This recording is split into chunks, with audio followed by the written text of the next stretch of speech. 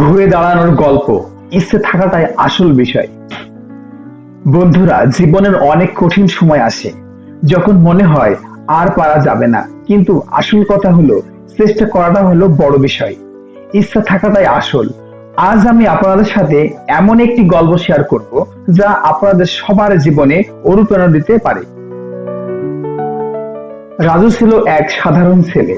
পড়াশোনায় বেশ ভালো, কিন্তু জীবনের সমস্যায় জর্জরিত। বাবাকে হারানোর পর পুরো সংসারের দায়িত্ব তার কাঁধে এসে পড়ে। চাকরি পেতে পেতে ক্লান্ত রাজু যখন ভেঙে পড়েছিল, তখনও তার ইচ্ছা শক্তি তাকে ছাড়েনি। রাজু প্রতিদিনই নতুন চাকরির ইন্টারভিউতে যেত, কিন্তু প্রতিবারই কোনো না কোনো কারণে ব্যর্থ হতো।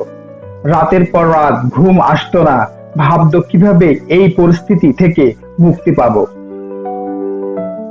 তার বন্ধু বান্ধবী, আত্মীয় স্বজন একে একে ছেড়ে যাচ্ছিল, কারণ রাজু এখন আর সেই আগের হাসি খুশি ছেলেটা আর নেই।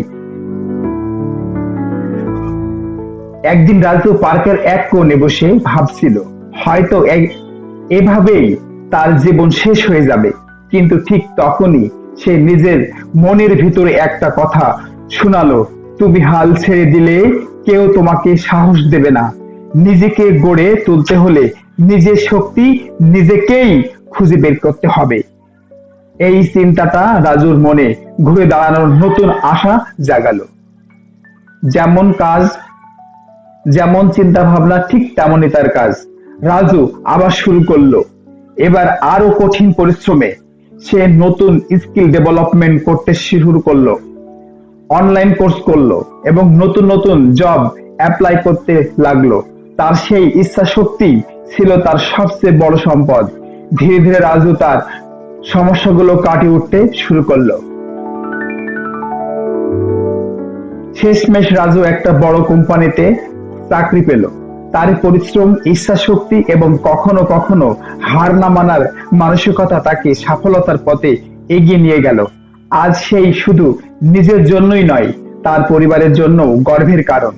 তার জীবন ঘুরে দাঁড়ালো কারণ সে কখনোই হাল ছাড়েনি। বন্ধুরা, রাজুর এই গল্পটা আমাদের শেখায় যে ইচ্ছা শক্তির কাছে কোনো বাধাই বাধা নয়। যত কঠিনই হোক না কেন, চেষ্টা করতে থাকুন। হয়তো আজ আপনি ব্যর্থ, কিন্তু কাল হয়তো আপনি সফলতার মুখ দেখবেনই দেখবেন। জীবনে ঘুরে দাঁড়ানোর মূল মন্ত্র হাল না ছাড়া, কারণ ইচ্ছা থাকাটাই আসল বিষয়। যতই কঠিন হোক না কেন, হার মানবেন না। ইচ্ছা শক্তি আর পরিশ্রমের মাধ্যমে আপনি ঘুরে দাঁড়াতে পারবেন। বন্ধুরা, আজকে এই পর্যন্তই। নতুন কোনো এপিসোডে আপনাদের মাঝে আমি আরজে নীরব আহমেদ থাকবো। ততক্ষণ পর্যন্ত ভালো থাকবেন, সুস্থ থাকবেন।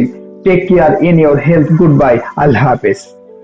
ও হ্যাঁ, আমাদের চ্যানেলটিতে লাইক, কমেন্ট, শেয়ার করতে ভুলবেন না। ভালো থাকবেন, সুস্থ থাকবেন।